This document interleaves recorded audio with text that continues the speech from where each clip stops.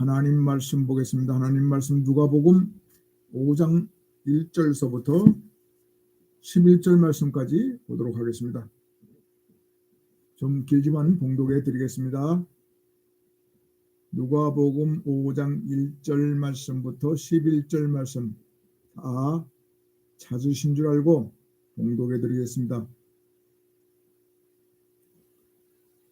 5장 1절입니다.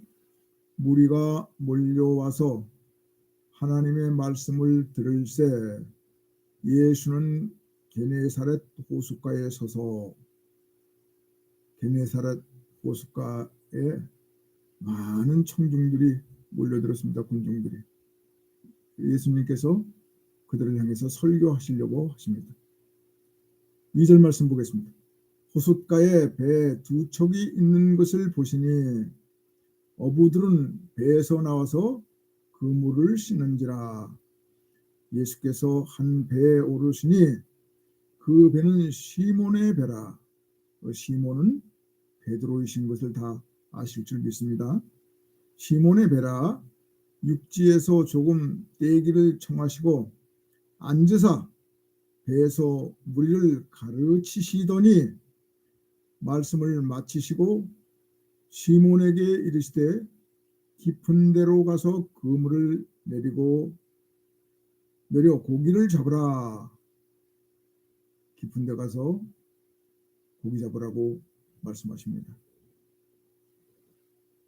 5절 봅니다. 시몬이 대답하여 이르되 선생님, 예수님 보고 선생님 그럽니다. 선생님, 우리들이 밤이 새도록 수고하였으되 잡은 것이 없지만은 말씀에 의지하여 내가 그물을 내리리이다 하고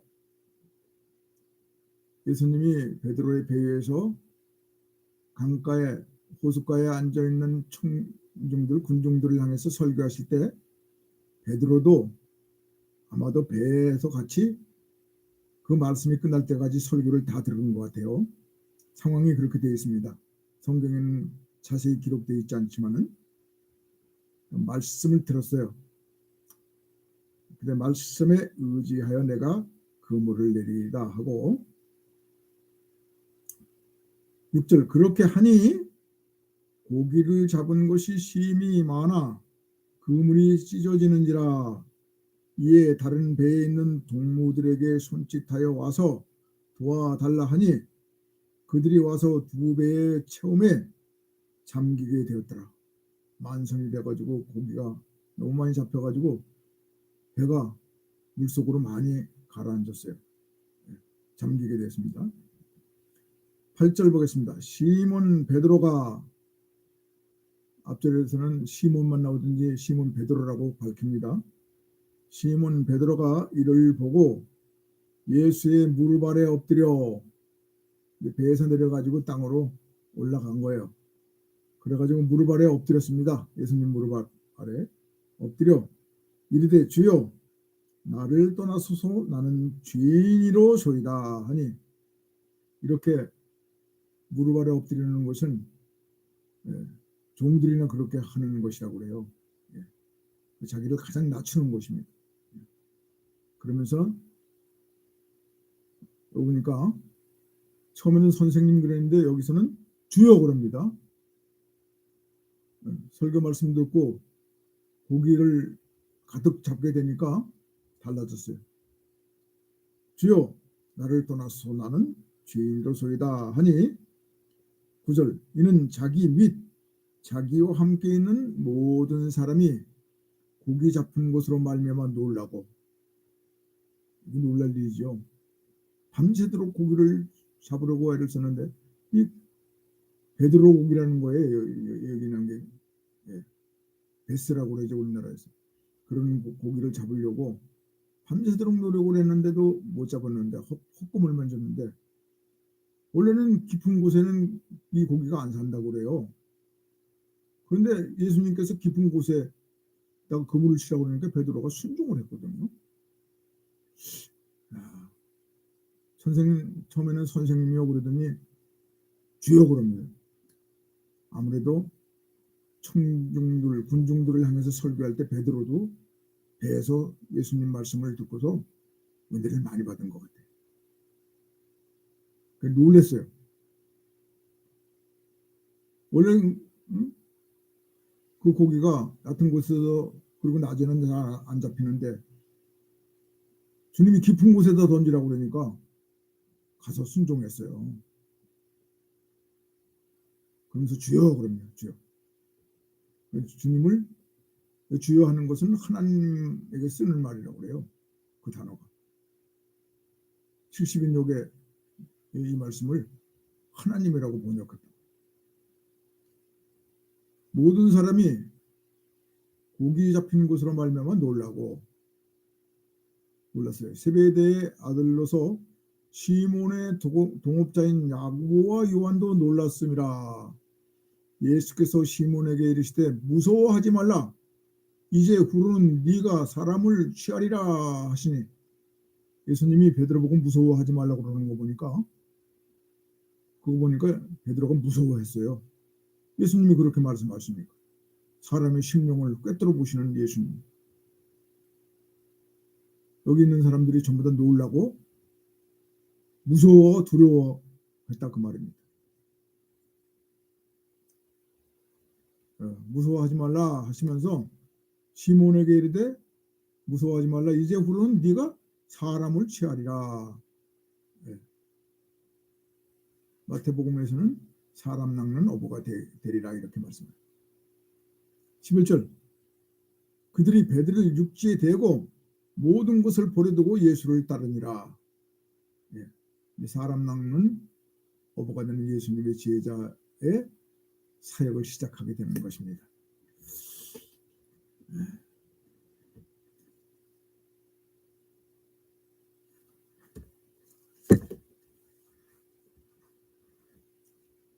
깨어진 그릇은 아무데도 쓸 데가 없습니다. 인간이 만든 모든 것들 중에 대부분은 깨어지게 되면 그 가치를 상실하게 됩니다. 망가지면 값어치가 없죠. 그러나 신앙의 인격은 이런 물건과는 다릅니다. 자신이 깨어져야만 하나님께 쓰임을 받을 수가 있습니다. 그런 복음성도 있더라고요. 더 많이 깨어져야 하겠네요. 어쨌든 자아가 부서지지 않으면은 그 사람은 자만심이 가득하고 무례하고 교만하고 이기적이 돼서 그 모든 이기적인 것이 깨어져야만 하나님의 일꾼이 될 수가 있는 것입니다. 그래서 주님께서는 누가복음 9장 23절 말씀에서 아무든지 나를 따라오려거든 자기를 부인하고 날마다 제 십자가를 지고 나를 따를 것이니라 이렇게 말씀하셨습니다. 그러므로 자기 부인이 없이는 신앙의 성공자가 될 수가 없습니다. 신앙의 입문을 할 수가 없어요. 자기 부인을 해야 됩니다. 오늘 읽은 본문 말씀을 통해서 예수 그리스도의 수제자인 베드로가 깨어지고 부서져서 사람 낚는 어부가 되기까지의 과정을 살펴보려고 합니다. 본문에 나오는 시몬은 베드로는 원래 가난한 사람이었습니다. 그래서 어릴 적부터 갈릴리 호수에서 고기잡이로 생계를 유지하면서 잔뼈가 굵은 어부입니다. 그러던 어느 날 밤새도록 그물을 내리고 고기를 잡으려고 했는데 헛그물만 쳤습니다. 아침이 되었는데도 손에는 아무것도 없는 빈손이었습니다. 그때 주님을 만나게 됩니다. 주님을 만나서 큰 기적을 체험하고 자신을 발견하고서 자아가 산산이 부서지는 그런 깨달음과 위대하신 예수님의 권세 앞에서 두려움과 무서움까지 동반하는 그런 체험을 합니다. 그래서 베드로는 더 이상 견딜 수가 없었습니다. 예수님의 권위 앞에서 예수님의 무릎 앞에 엎드립니다. 그리고 이르되 주여 나를 떠나소서 나는 죄인이로소이다. 이렇게 고백하는 상황이 벌어집니다. 베드로가 예수님 무릎 앞에 머리를 꿇었습니다. 그리고 처음에는 선생님이라고 그러는데 주여 그럽니다. 베드로는 지난밤에 갈릴리 호수에서 동료 어부들과 함께 그물질을 했습니다. 그런데 그날따라 전혀 수확이 없었어요. 밤을 새우고 새아침이 동이 텄습니다. 그래서 이제는 집으로 돌아갈 시간입니다. 그래서 그물을 싣고 있었습니다. 그때 예수님은 갈릴리 호숫가에서 많은 군중들을 향해서 말씀을 선포하시려고 합니다. 그때 이 호숫가에 배 두 척이 정박해 있는 것을 보시고 그물을 싣고 있는 시몬의 배에 올라가십니다. 그리고 시몬에게 배를 육지에서 조금 거리를 두고 떼어놔 달라고 그렇게 부탁을 하십니다. 그리고 배에 앉으셔서 무리를 가르치시고 설교를 하십니다. 설교가 아무래도 금방 끝나지는 않았을 것 같아요. 그런데도 베드로가 예수님께 그 배를 제공해드리고 순종을 합니다. 그때 베드로도 옆에서 설교를 다 들었을 것 같아요. 이 성경에는 기록되어 있지 않지만 상황이 그렇게 벌어지고 있지 않습니다. 예수님이 설교를 다 마치신 후에 시몬 베드로에게 이르시되 깊은 데로 가서 그물을 내려서 고기를 잡으라고 말씀을 하십니다. 5절 말씀해 보니까 베드로가 대답하여 이르되 선생님이여 우리들이 밤새도록 수고를 하였으되 잡은 것이 없지만은 말씀에 의지하여 내가 그물을 내리리라 이렇게 대답을 하고 그물을 쳤습니다. 말씀에 의지하는 거 여러분 중요한 겁니다. 말씀대로 살아야 은혜를 받습니다. 말씀에 의지하여 내 생각과 안 맞아도 말씀, 성경 말씀, 계시의 말씀, 복음에 순종을 해야 은혜 받아요. 그렇게 베드로가 순종하니까 고기를 잡은 것이 심이 많아서 그물이 찢어지는지라 그렇게 기록되어 있어요. 그래서 다른 배에 있는 동무들을 불러가지고 손짓을 해서 도와달라고 외칩니다. 그래서 그들이 와가지고 그물을 올려니까 두 배에 채우니까 배가 물에 잠길 정도로 가라앉을 정도로 만선을 이루게 되었다는 그 말입니다. 참으로 놀라운 일을 체험하게 되었습니다. 9절 말씀해 보면 시몬과 동료들 어부들이 함께 있던 모든 사람들이 그 고기 잡힌 것을 보고 놀랐다고 기록하고 있습니다. 깜짝 놀란 거야. 상상하지 못했던 일들이 벌어졌습니다. 거기서 놀랐다는 의미는 예수 그리스도의 신적인 존재의 권능과 역사가 아무래도 함유되어 있습니다. 예수님께서 그런 기적을 일으키신 거, 그 시간은 고기 잡는 시간이 아니에요. 기회가 다 지나가 버렸어요. 그런데 그것도 깊은 곳에 가서 그분을 던지라고 그랬는데 다르게 어찌 설명할 길이 없습니다. 예수님은 어디에 물고기들이 모여 있는지를 물속까지 다 알고 계시는 거예요.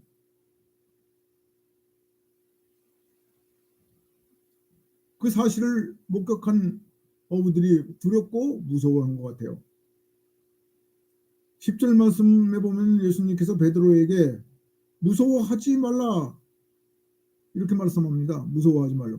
그러니까 예수님이 무서워하지 말아라 그런 거는 그들이 무서워하고 있었다는 거예요. 그걸 알 수 있어요. 그러면서 이제후로는 네가 사람을 취하리라 이렇게 말씀하십니다. 마태복음 4장 19절에서는 병행 9절에 나를 따라오라 내가 너희를 사람 낚는 어부가 되게 하리라 이렇게 기록되어 있습니다. 사람을 취하리라 고기 잡는 어부가 사람 낚는 어부가 된다 그 말입니다. 예수님의 제자로 부르시는 겁니다. 그 현장에 있던 어부들은 예상치 못했던 상황이 벌어지므로 두렵고 무서움을 느끼고 있었던 것이 분명합니다. 예수님이 무서워했다고 그래요. 이와 같은 상황은 진실로 두렵고 놀라운 일입니다. 무서울 수밖에 없었습니다. 어떻게 이런 일이 일어났습니까? 베드로는 어려서부터 갈릴리 어부로 성장해온 고기잡이입니다. 고기 잡는 전문가입니다. 반면에 예수님은 목수의 아들로서 이 고기 잡는 업에는 종사한 일이 없습니다. 전혀 무관한 입장에 있습니다. 베드로도 깊은 곳에 고기가 몰려 있다는 것은 알 수가 없었습니다. 그래서 이제 다 고기 잡는 시간이 지났으니까 그물 씻고 퇴근해야 되겠다. 집으로 가야 되겠다. 그런데 주님께서는 깊은 물속의 상황을 다 알고 계십니다. 그래서 그곳에다가 그물을 던지라고 말씀하십니다. 결과를 확인한 베드로가 어찌 놀라지 않을 수가 있겠습니까? 베드로는 주님을 만나서 기적을 체험하고 자신이 어떤 존재인가를 알게 됩니다. 그래서 베드로는 이번에는 예수님을 향해서 선생님이라 호칭했던 것을 바꿔가지고 예수님 무릎 아래 엎드려 이르되 주여 나를 떠나서 나는 죄인으로소이다 이렇게 고백하게 됩니다.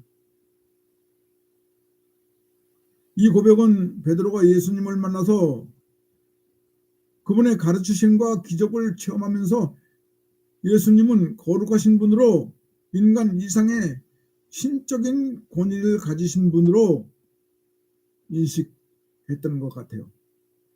본문에는 그렇게 베드로의 마음을 밝히고 있지는 않습니다만은 그렇게 생각할 수가 있습니다. 암시하고 있어요. 그래서 예수님 앞에서 자기 자신이 얼마나 부끄러운 죄인인가 하는 것을 너무나 분명하게 인식하게 되었던 것을 알 수가 있습니다. 베드로는 주님 앞에서 자신의 존재를 발견하고 자아가 깨어져 버렸던 것입니다. 내가 어부라고 몇십 년 했는데 나는 아무것도 아니구나. 저분은 참으로 아무래도 인간 이상의 권세를 가지신 분이구나. 이렇게 느낄 수밖에 없었을 것입니다. 그래서 깨어졌습니다. 그때 주님께서 무서워하지 말라. 이제부로는 네가 사람을 취하리라. 이렇게 말씀하셨습니다. 이 일은 비단 그물이 찢어지도록 고기를 잡은 것 때문에 이루어진 것보다도 저는 그렇게 생각합니다.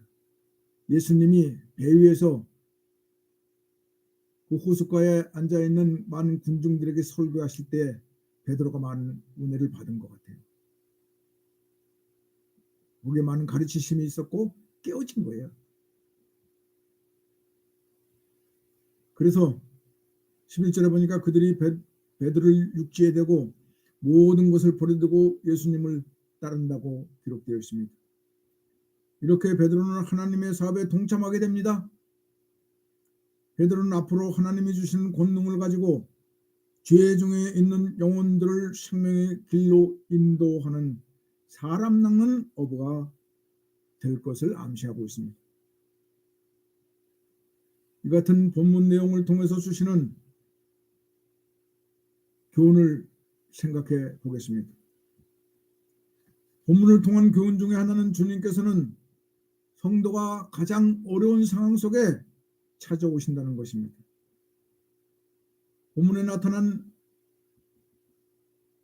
본문에서 기록하고 있는 베드로의 형편과 처지를 보게 되면요.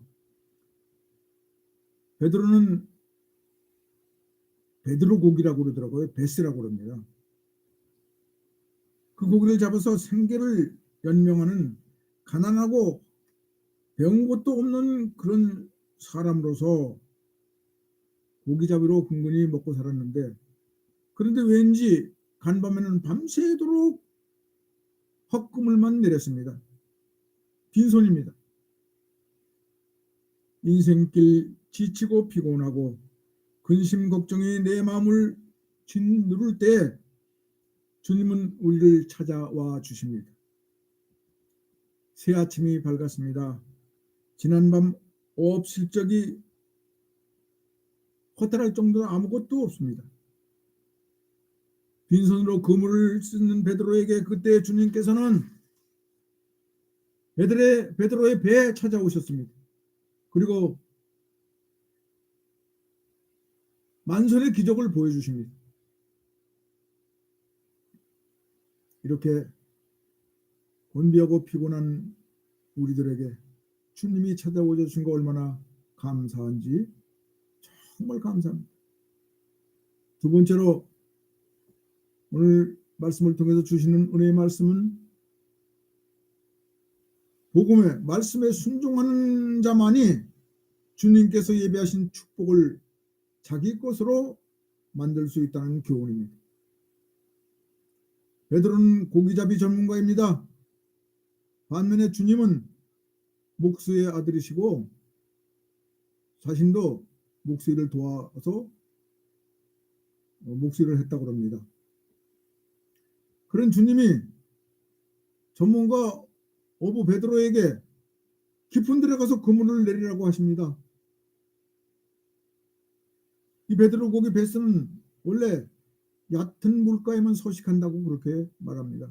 그건 잘 알 수 없지만 그렇게 말을 하더라고요. 그리고 고기가 잡히는 시간도 아닌 아침, 이제는 그물을 정리할 시간, 귀가할 때가 됐는데 좋은 기회는 다 지나갔는데 주님께서 깊은 데로 가서 그물을 내리라고 하시니까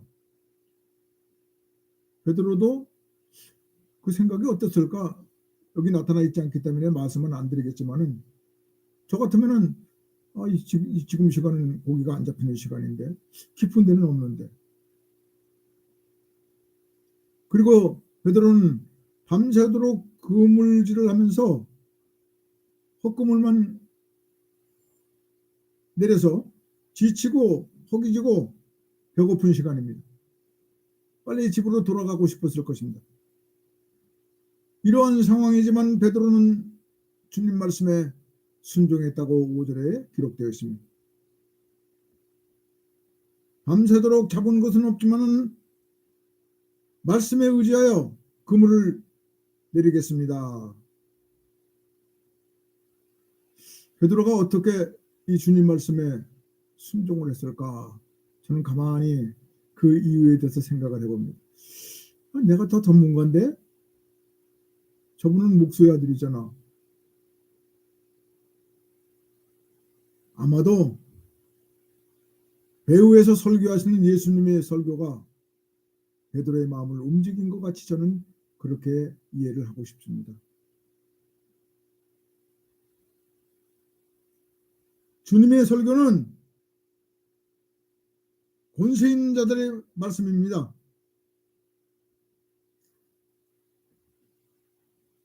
누가복음 4장 31절과 32절 말씀을 보겠습니다. 누가복음 4장이니까요. 갈릴리의 가버나움 동네에 내려오사 안식일에 가르치심에 그들이 그 가르치심에 놀라니 이는 그 말씀이 권위가 있음이더라. 예.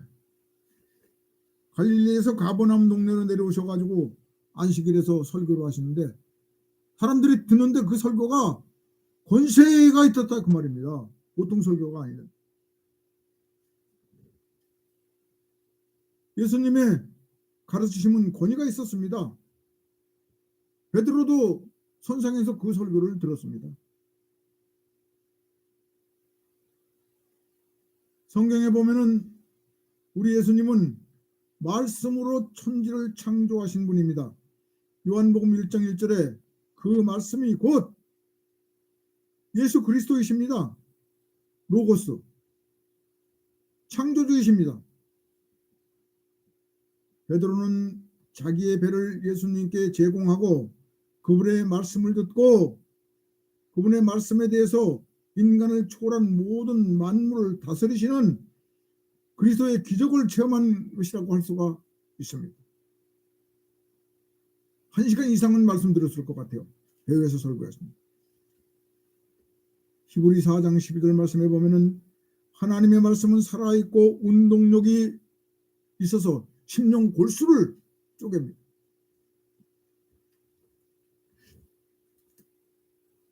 베드로전서 1장 23절에서 25절 말씀해 보면요. 너희가 거듭난 것이 썩어질 씨로 된 것이 아니요 썩지 아니하는 씨로 된 것이니 살아있고 항상 있는 하나님의 말씀으로 되었느니라. 그러므로 모든 육체는 풀과 같고 그 모든 영광은 풀의 꽃과 같으니 풀은 마르고 꽃은 떨어지되 오직 주의 말씀은 세세토록 있도다 하였으니 너희에게 전한 복음이 곧 이 말씀이니라. 이렇게 기록되어 있습니다. 복음, 예수님이 전해주시는 말씀, 그 말씀은 곧 예수님의 말씀, 복음입니다. 여러분, 이 복음이 성경에 기록되어 있습니다. 성경 말씀대로 순종하는 종들이 다 되시기를 주님의 이름으로 부탁합니다. 그 다음에 또 세 번째 생각해 볼 은혜는 우리 주님께서는 은혜를 베푸시되 조금 주시는 분이 아니라 풍성히 넘치도록 공급해 주십니다. 열왕기하 4장 3절에서 6절 말씀까지 보면은 엘리사가 사르밧 과부를 만나게 되죠. 근데 이 사르밧 과부가 아들과 둘이 사는데 빚이 많아가지고 아들까지 다 잡혀가게 됐어요. 빚값으로. 그때 엘리사는 사르밧 과부에게 기름 그릇을 준비하라고 시킵니다. 너희 집에 있는 게 뭐냐? 그러니까 기름 한 그릇이 있습니다. 그것밖에 없습니다. 그러면은 그릇을 많이 이웃에서 빌려다가 그릇을 준비하라. 그리고 엘리사가 기도를 하니까 여인의 집에 있는 그릇을 가득 채우고 이웃에 빌려온 그릇도 가득 채웠습니다. 이제 그릇이 더 있느냐? 그러니 이제는 빈 그릇이 없다고 그 아들이 말합니다. 엘리사가 말합니다. 그 그릇에 찬 기름을 팔아서 빚을 갚으라. 넘치도록. 그릇이 없어도 못 받을 정도로 주는 거예요. 그런데 이와 같은 은혜는 야고보 4장 6절에 보니까 겸손한 자에게 주신다고 그래요. 야고보 4장 6절에 보니까 주님은 겸손한 자에게 더욱 큰 은혜를 주신다고 말씀하고 있습니다. 베드로전서 5장 5절에 보면은 하나님은 교만한 자를 대적하시되 겸손한 자들에게는 은혜를 주신다고 했습니다. 고린도후서 9장 10절 말씀에도 심는 자에게 씨와 먹을 양식을 주시는 이가 너희 심을 것을 주사 풍성하게 하시고 너희 의의 열매를 더하게 하신다고 말씀하십니다. 베드로는 고단한 시간이지만 주님이 배를 쓰시고자 할 때에 순종으로 제공해 드렸습니다. 겸손하게. 또 한 가지 은혜는 무엇입니까? 내가 순종을 하게 되면 나뿐만 아니라 다른 사람들에게도 유익하게 된다는 것입니다. 베드로가 순종을 해서 주님 말씀대로 했더니 그 동료들도 만선을 이루고 배가 가라앉을 정도로 고기를 채울 수가 있었습니다. 이와 같이 나의 은혜는 내 가족과 이웃에게도 유익이 된다는 것입니다. 그 다음 5번째로 진정한 은혜는 자기를 낮추고 주님을 높이는 것으로 나타납니다. 8절 말씀에 베드로는 자신이 죄인 것을 고백하고 자아가 깨져서 주님을 향해서 선생님이라고 부르던 호칭이 주여 나를 떠나소서 이렇게 바꿔줍니다. 물고기로 가득 찬 배를 이끌어 육지에 대놓고 육지에 올라온 베드로가 처음으로 한 행동은 예수님 무릎 앞에 엎드린 것입니다. 여러분 노예들이나 주인한테 그렇게 한다고 합니다. 그리고 예수님을 향해서 주여 이렇게 부릅니다. 나의 주인이시여. 자기는 종이라는 그런 뜻입니다. 이 주여라는 단어가 70인역에 하나님과 동의어로 많이 사용되었다고 합니다. 베드로가 이 순간에 예수님을 신적인 존재로 인정했는지는 본문 말씀에 기록되어 있지 않지만은 주님, 주여 이렇게 호칭함으로써 예수님이 권위가 있으시고 권능을 가진 그런 인간 이상의 신으로서의 위치를 인정했다고 이해할 수도 있겠습니다. 그래서 예수님의 무릎 아래 엎드리는 것입니다. 고개를 숙이는 것입니다. 베드로의 이와 같은 변화는 그가 자신의 배를 예수님께 제공하고 설교가 끝나실 때까지 그 예수 그리스도의 말씀을 경청했다는 것을 누구도 부인할 수는 없을 것입니다. 그 자리에서 예수님이 설교하시니까 안 들을 수가 없었을 거예요. 다 들었을 것입니다. 주님의 말씀, 복음, 하나님의 특별 계신 이 성경대로 신앙생활을 하는 우리 모두가 되시기를 주님의 이름으로 간절히 축원드립니다. 기도하겠습니다. 하나님 아버지 감사합니다. 주님이 주신 이 복음의 말씀, 구약시대에는 여러 모양 여러 부모로 말씀하셨던 하나님이 이 마지막 때에 아들이신 예수님을 통해서 하나님의 계시의 말씀을 저희들에게 전해주셨다고 했습니다. 이 말씀, 계시의 말씀, 은혜의 말씀, 생명의 말씀, 기록된 성경 말씀대로 성경적인 신앙을 소유하는 우리 모두가 되기를 간절히 소원합니다. 이루어 주시옵소서. 하나님 아버지, 풍진 세상, 환난 많은 이 세상 사랑하는 성도들 주님의 권세로 채우셔서 이 복음의 말씀 널리 증거하는 사람 낚는 어부가 되었던 베드로가 생명 걸고 이 복음 증거했던 것처럼 이 말씀 증거하는 귀한 종들이 될 수 있도록 축복하여 주시옵소서. 예수님의 이름으로 기도드렸습니다. 아멘. 찬송가 하겠습니다. 305장 하겠습니다.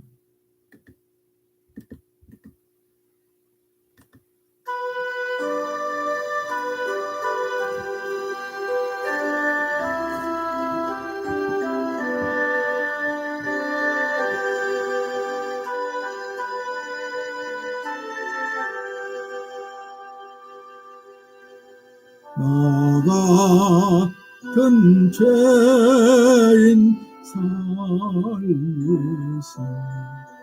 좋은 해놀라와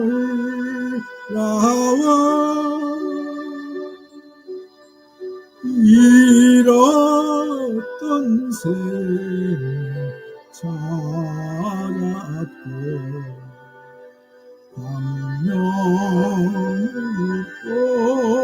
얻었네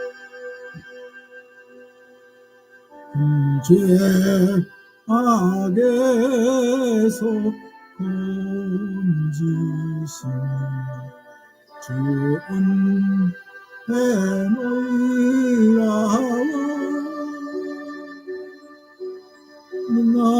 나처럼 믿음 그 시간 이하고 귀하다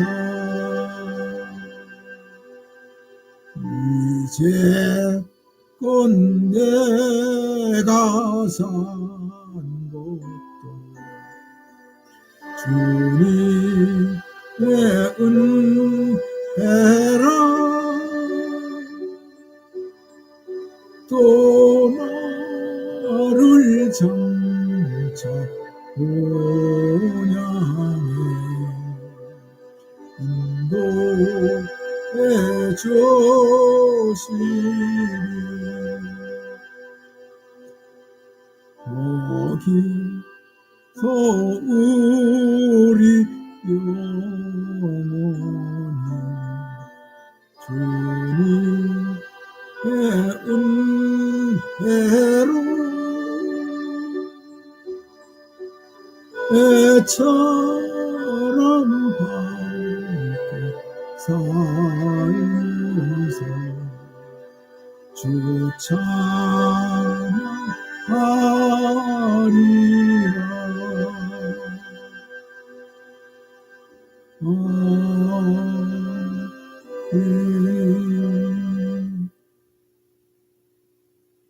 오늘도 이 예배에 동참해 주신 모든 분들께 감사드립니다. 다음 수요일 날 또 만나기를 원합니다. 이 광야 같은 세상, 다시 한번 말씀드립니다. 말씀에 순종하셔서 하나님의 놀라운 은총 속에 여러분의 삶이 하나님 영광을 위해서 쓰임받기를 다시 한번 주님의 이름으로 축원드립니다. 다 같이 축도하심으로 예배를 마치겠습니다. 지금은 우리 구주 예수 그리스도의 은혜와 아버지 하나님의 극진하신 사랑하심과 성령님의 내주인도 교통 역사하심이 오늘도 함께 예배드린 모든 주의 권속들을 위해 지금부터 영원까지 함께 계시기를 간절히 축원드리옵나이다. 아멘.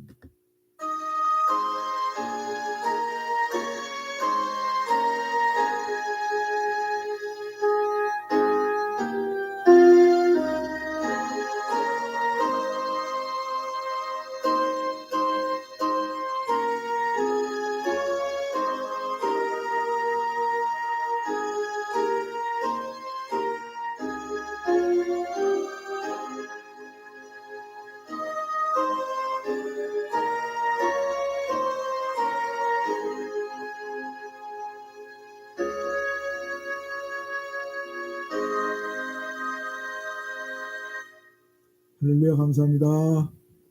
수요일 날 또 뵙겠습니다.